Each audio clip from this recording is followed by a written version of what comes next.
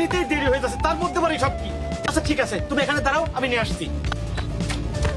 বোন, তুমি যাকে বিয়ে করতে চাচ্ছ ও তো আগে থেকে বিবাহিত, কি বলেন ভাইয়া? আর সে আমারই বোনের হাজবেন্ড।